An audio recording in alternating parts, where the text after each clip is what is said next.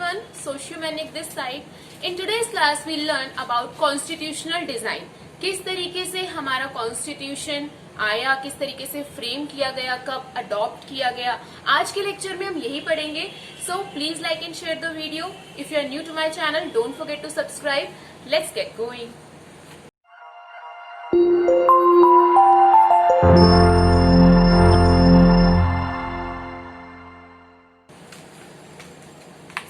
We'll learn about constitution design through a case study of South Africa. सबसे पहले हमें जानना होगा कि किस तरीके से साउथ अफ्रीका एक एग्जाम्पल बना पूरे दुनिया के लिए. उन्होंने सबसे पहले अपना कॉन्स्टिट्यूशन बनाया और किस तरीके से ये फ्रेम हुआ, क्या स्ट्रगल्स उन्होंने किए for their freedom, for constitution. We have to learn today, right? So let's start. First of all there was a condition of apartheid there. What was apartheid? Apartheid क्या था? देखो, अपार्थेड जो था वो एक रेशियल डिस्क्रिमिनेशन था. किसके basis पर?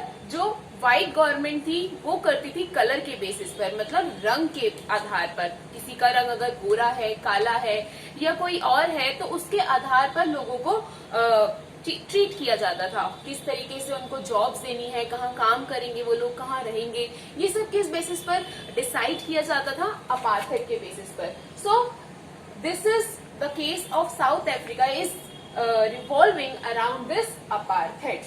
Apartheid racial discrimination that was promoted by white government. It was on the basis of color. Look, South Africa was divided in 3 categories. 3 हिस्सों में बांटा हुआ था साउथ अफ्रीका के लोगों को. whites, blacks and colored. white, blacks and colored. जो blacks और colored थे इनको नॉन whites भी बोला जाता था.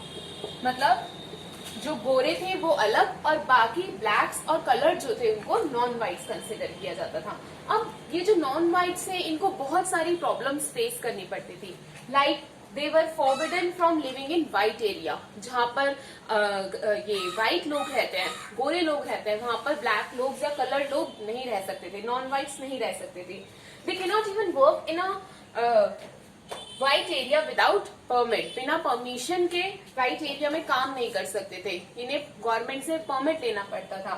Then they have adopted the policy of segregation. Segregation मतलब जितने भी पब्लिक प्लेसेस थे सभी पर अलग अलग इन्होंने हिस्से किए हुए थे कि व्हाइट्स का अलग है, ब्लैक्स का अलग है, नॉन व्हाइट्स का अलग है. तो ये सब जो था डिस्क्रिमिनेशन साउथ अफ्रीका में चल रहा था, जिसका सबसे पहले जो प्रोटेस्ट था वो किसने किया था? Nelson Mandela. Nelson Mandela, as you all know, he was the first president of South Africa. इन्होंने he was the nationalist, you can say nationalist थे. इनको जेल में डाल दिया गया था 1964 में. इनकी भी स्टोरी है पूरी.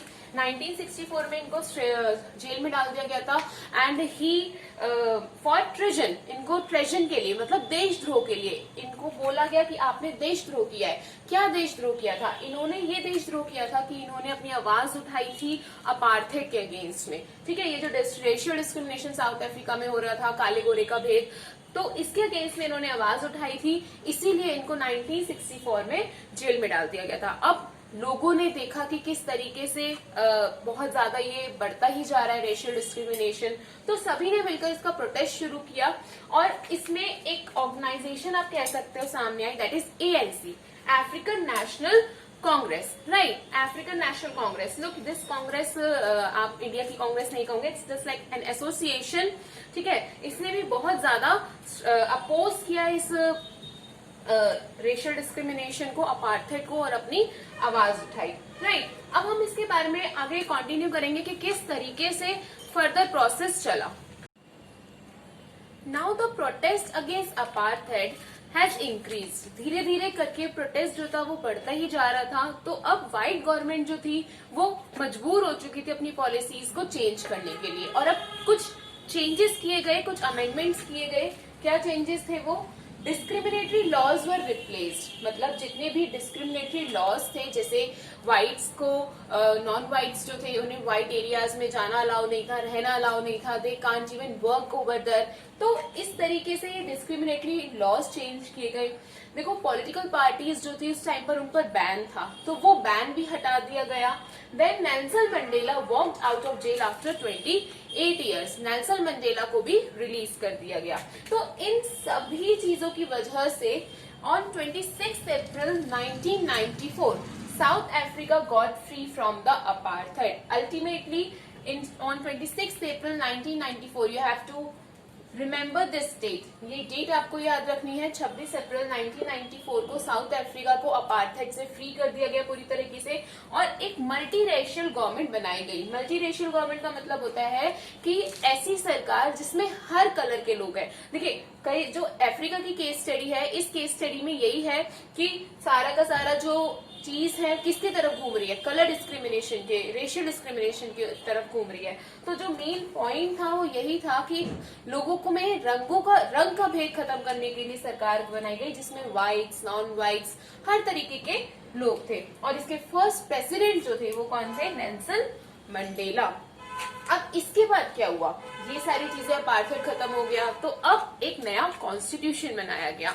They have move towards a new constitution. नए नए चेंजेस लाए गए, जिसमें ब्लैक लीडर्स जो थे उन्होंने डिसाइड किया कि अब वो व्हाइट्स को माफ कर देंगे। देखो, कोई भी चीज पीस पॉलिसी तभी आती है जब सभी लोग मिलकर काम करते हैं। अगर ब्लैक लीडर्स व्हाइट्स को माफ नहीं करते तो कहीं ना कहीं वो एक अच्छा कॉन्स्टिट्यूशन नहीं बन पाता, वहां सबके वेलफेयर की बात नहीं हो पाती, राइट। तो ब्लैक लीडर्स ने डिसाइड किया कि हम व्हाइट्स को माफ कर देंगे।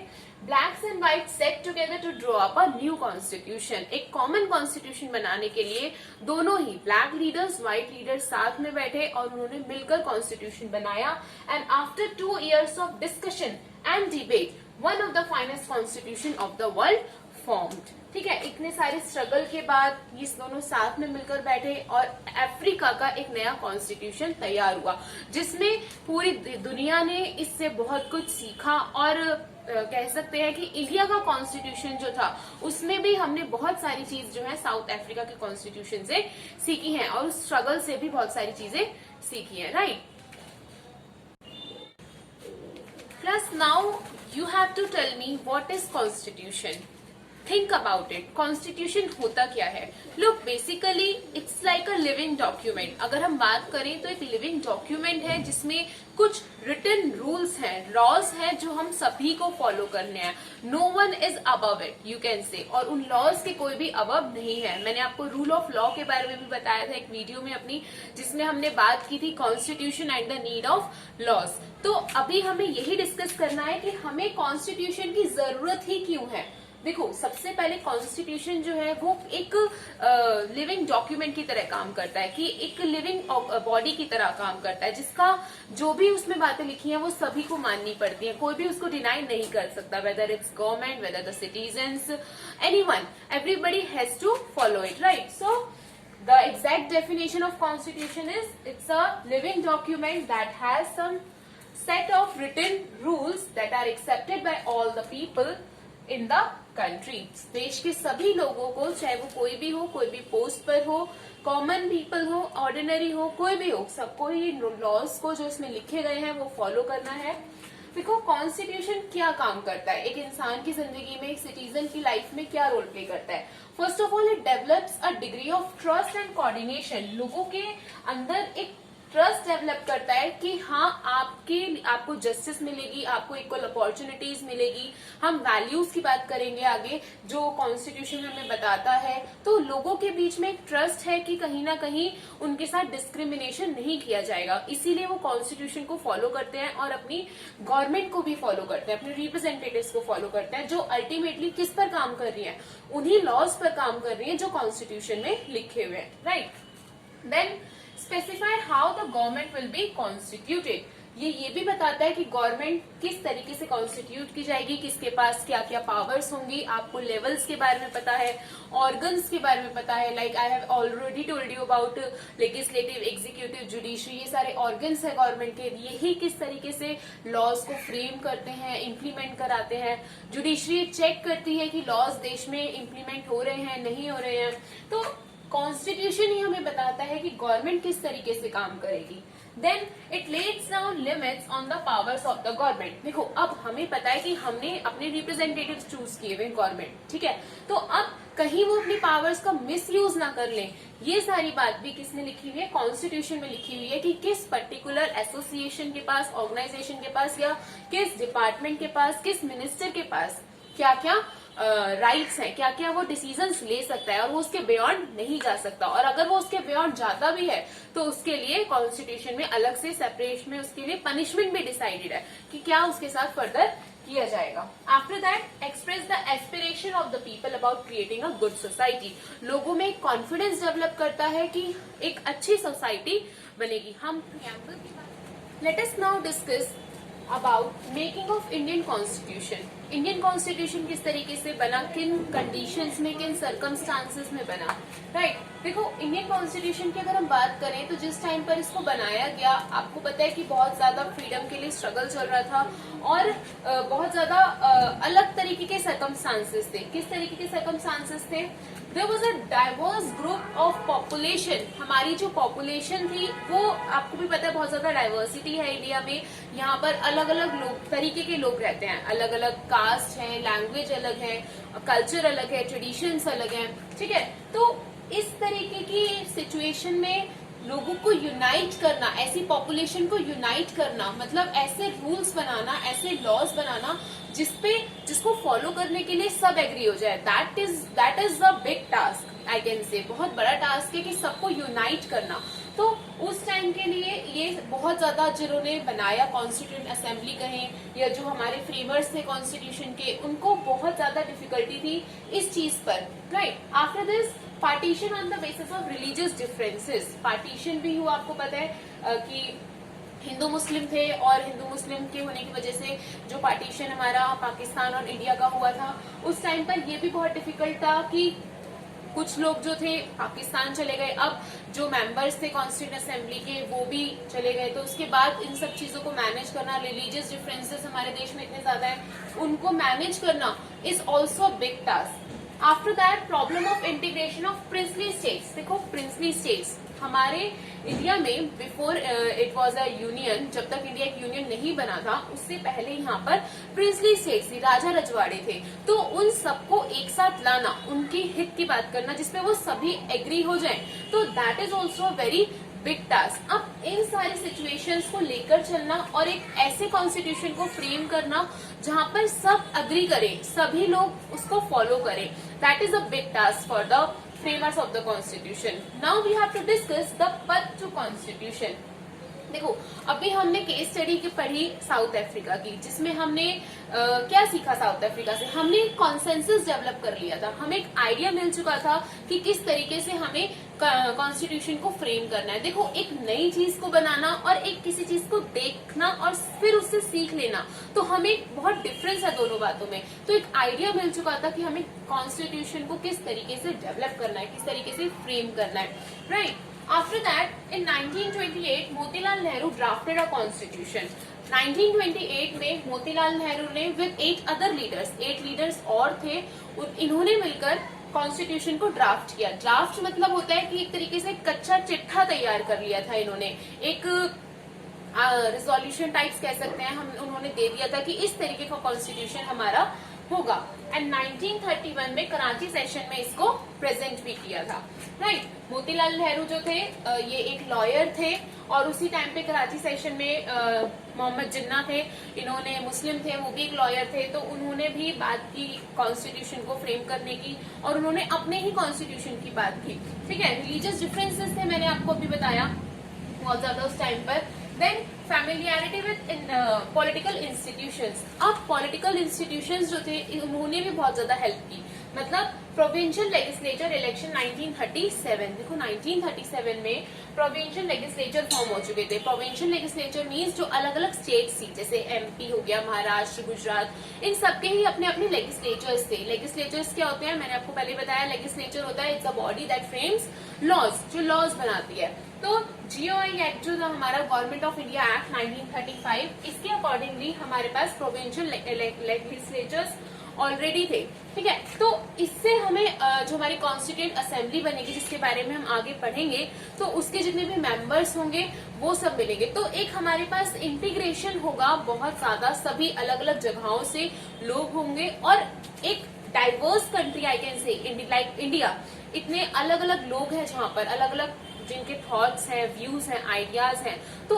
उनको एक यूनाइट करना it's a difficult task, I can say very much difficult task. And then we have inspiration from French Revolution, Russian Revolution, and Bill of Rights in the US. I have already discussed with you about French Revolution in the last class. We have learned so many things like liberty, equality, fraternity from it. Russian Revolution जिसमें हमने एक socialistic society की बात की, welfare of society की बात की। US में हमने बिल ऑफ राइट्स, ठीक है, लोगों को उनके राइट्स दिए गए थे, मैग्ना कार्टा की हमने बात की। तो यही सब चीजें जो थी, इन सभी चीजों ने हमें एक हमारे लिए पॉजिटिव पॉइंट्स है, ये सभी कॉन्स्टिट्यूशन को फ्रेम करने के लिए हमें इन सभी चीजों से बहुत ज्यादा बेनिफिट मिला। After this will learn about the constituent assembly and how they formed our constitution, right. Constitution was framed by Constituent Assembly. What is a Constituent Assembly? ये है क्या Constituent Assembly? हम बार बार बोल रहे हैं, Constituent Assembly बेसिकली वो body है, उन लोगों का ग्रुप है जिन्होंने कॉन्स्टिट्यूशन को फ्रेम किया, ठीक है। इसमें इलेक्टेड रिप्रेजेंटेटिव्स थे, और ये सभी जो रिप्रेजेंटेटिव्स थे ये हमने कहाँ से लिए थे, अभी मैंने आपको बात बताई थी प्रोविंशियल लेजिस्लेचर्स की, जो अलग अलग स्टेट्स के लेजिस्लेचर्स थे, उन सभी से ही हमने सिलेक्टेड लोग लिए थे। तो हमारे पास एक डाइवर्स ग्रुप था लोगों का कॉन्स्टिट्यूएंट असेंबली में, मतलब अलग अलग जगह से लोग थे जिनके अपने अलग अलग थॉट्स थे, अलग अलग आइडियाज थे, व्यूज थे। तो डाइवर्सिटी हमने पहले ही लेके चली ताकि सभी लोग क्या करें, एग्री करें। जुलाई 1946 में सबसे पहली मीटिंग इनकी हुई, फर्स्ट मीटिंग, ठीक है। यहीं से जुलाई 1946 से ही कॉन्स्टिट्यूशन को फ्रेम करने का जो प्रोसेस था वो स्टार्ट हुआ, राइट। देखो, अगर हम पार्टीशन की बात करें तो इंडिया पाकिस्तान का जब पार्टीशन हुआ तो पार्टीशन से पहले approximately 389 members were there who were involved in framing constitution. 389 member, keep this thing in your mind. और जब आप पढ़ते हैं तो अपने साथ बुक लेकर बैठिए ताकि आप साथ के साथ उसमें चीजें मैच भी करते रहें ऑब्वियसली, और आप उसमें मार्क भी करते चलें, अपने नोट साथ साथ प्रिपेयर कीजिए, ठीक है। Come back to the point, 389 members were there before partition, और आफ्टर दैट जब पार्टीशन हो गया तो कॉन्स्टिट्यूएंट असेंबली भी ऑब्वियसली डिवाइड हो गई। उसमें से कुछ मेंबर्स जो थे पाकिस्तान चले गए, तो पाकिस्तान के अब जो मेंबर्स ऑब्वियसली पाकिस्तान का कॉन्स्टिट्यूशन डेवलप करेंगे। तो अब इंडिया के पास 299 मेंबर्स थे जिन्होंने क्या डेवलप किया, हमारा कॉन्स्टिट्यूशन किया, जिसमें प्रिंसली स्टेट्स के मेंबर्स थे, कुछ ब्रिटिशर्स भी इन्वॉल्व थे इसमें, right. Then comes the thing adoption versus enactment. हमने अपना कॉन्स्टिट्यूशन कब अडॉप्ट किया और उसकी इनेक्टमेंट की जो डेट है दोनों अलग अलग है। देखो, हमने कॉन्स्टिट्यूशन को अडॉप्ट किया 26 नवंबर 1949 को, और 26 जनवरी को ये इनेक्ट हुआ, मतलब एक्चुअल में इम्प्लीमेंटेशन जो था वो इस डेट को था। अब आपके माइंड में एक चीज आ रही होगी कि इतना डिले क्यों रहा, इन दोनों ही चीजों में इतना ज्यादा डिले क्यों रहा। देखिए, जवाहरलाल नेहरू जो थे, इन्होंने कराची सेशन में 1929 में एक रेजोल्यूशन पास किया था जिसमें इन्होंने पूर्ण स्वराज की बात की थी, ठीक है, पूर्ण स्वराज की बात की थी, कंप्लीट इंडिपेंडेंस। लेकिन उसके बाद इन्होंने 1930 में इन्होंने बोला कि हम अपना इंडिपेंडेंस डे सेलिब्रेट करेंगे 26 जनवरी को। तो ये जो एक स्पेसिफिक डेट थी 26 जनवरी, इसी दिन इन्होंने अपना हमारा जो कॉन्स्टिट्यूशन था इसको इम्प्लीमेंट हुआ, ये इनैक्ट हुआ, और इसी को हम सेलिब्रेट करते हैं रिपब्लिक डे। रिपब्लिक वर्ड का आपको पता होना चाहिए मीनिंग क्या होता है। It's a form of government where head is the elected person, ठीक है। आपको पता है कि हमारे जो हेड है, head of the country, president, he is the elected representative, elected person है, वो चूज करते हैं उनको हम, और तब वो आते हैं हम पे, रूल करते हैं, एक तरीके से रन करते हैं गवर्नमेंट को। तो रिपब्लिक डे जो सेलिब्रेट किया जाता है 26 जनवरी को, इसके पीछे यही रीजन था कि जवाहरलाल नेहरू ने बोला था कि हम इंडिपेंडेंस डे अपना सेलिब्रेट करेंगे 26 जनवरी को, right. First thing, president, I want to tell you, president इसके कौन थे कॉन्स्टिट्यूएंट असेंबली के? डॉक्टर राजेंद्र प्रसाद। अगर हम इसके चेयरपर्सन की बात करें, ड्राफ्टिंग कमेटी के जो चेयरपर्सन थे, as you all know, father of Indian constitution doctor Bhimrao Ambedkar. इन्होंने और इनके टीम के और भी मेंबर्स थे जिन्होंने मिलकर कॉन्स्टिट्यूशन को फ्रेम किया। Now the things come, acceptance of constitution. अब पहले मोतीलाल नेहरू ने ड्राफ्ट तो तैयार कर दिया 1928 में, मैंने आपको बताया कि उन्होंने कच्चा चिट्ठा तैयार कर दिया था कि हमारा कॉन्स्टिट्यूशन किस तरीके से होगा, क्या क्या बातें उसमें होंगी। तो उसके बाद जब ड्राफ्ट एक तैयार किया गया, उस पर डिबेट्स किए गए, बहुत सारे डिबेट्स किए गए, डिस्कशंस किए गए कि क्या चीजें होनी चाहिए, कौन सी चीजें किसके अगेंस्ट में है, किसके फेवर में है, ये सारे उसके पॉजिटिव पॉइंट्स, नेगेटिव पॉइंट्स, सब पे डिबेट्स किए गए, अमेंडमेंट्स किए गए, चेंजेस किए गए। अप्रोक्सीमेटली 2000 चेंजेस वर देयर, 2000 से भी ज्यादा इसमें चेंजेस किए गए। एंड फाइनली रैशनल्स की बात की गई। रैशनल्स की बात की गई मतलब सभी जो डिफरेंट ग्रुप्स हैं, जैसे रिजर्वेशन है हमारे कॉन्स्टिट्यूशन में, ताकि जो बैकवर्ड पीपल हैं उनका अपलिफ्टमेंट किया जा सके। तो बहुत सारे राइट्स लोगों को दिए गए। ये सभी चीजें जो कॉन्स्टिट्यूशन को एक्सेप्ट किया, it was a long procedure. आज हमारे पास जो रेडी कॉन्स्टिट्यूशन है, जिस पर सभी जिसके अकॉर्डिंगली वर्क करते हैं, लॉज जिसके अकॉर्डिंग फ्रेम होते हैं, या जो भी उसमें चेंजेस होते हैं, that was a hard work, literally a hard work I can से of lots of people. Class, now we have to talk about the guiding values of the constitution. Basically, what are the values that we have to prohibit from the constitution? कि कौन सी ऐसी चीजें हैं, कौन सी ऐसी values है जो constitution हमें सिखाता है। ठीक है, तो सबसे पहले कॉन्स्टिट्यूशन जो है बात करता है गांधीज्म की, आइडिया ऑफ गांधी जी। देखो, महात्मा गांधी जी के जो आइडियाज थे उससे बहुत ज्यादा इन्फ्लुएंस थे हमारे जितने भी लीडर्स थे कॉन्स्टिट्यूएंट असेंबली के, या और भी जो फ्रेमर्स थे कॉन्स्टिट्यूशन के। तो गांधी जी ने हमेशा किसकी बात कही है? सोशल अपलिफ्टमेंट की बात की है।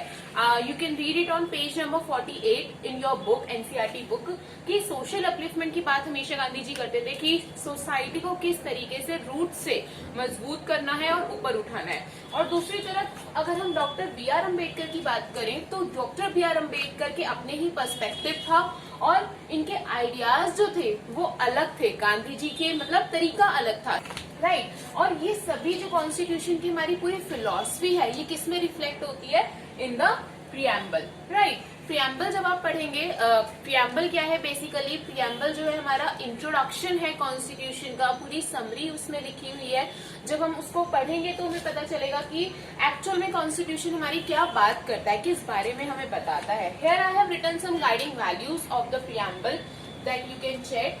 जैसे स्टार्ट होता है हमारा प्रियम्बल की फर्स्ट लाइन, आप उसको रीड करेंगे, we the people of India, मतलब हम भारत के लोग खुद को ये जो कॉन्स्टिट्यूशन है ये दे रहे हैं, इस डेट को दे रहे हैं 26 नवंबर 1949 को हम अडॉप्ट कर रहे हैं। और इसमें कुछ बातें हैं that we have to discuss, like sovereign, socialist, secular, democratic, ये सारी चीजें हैं क्या।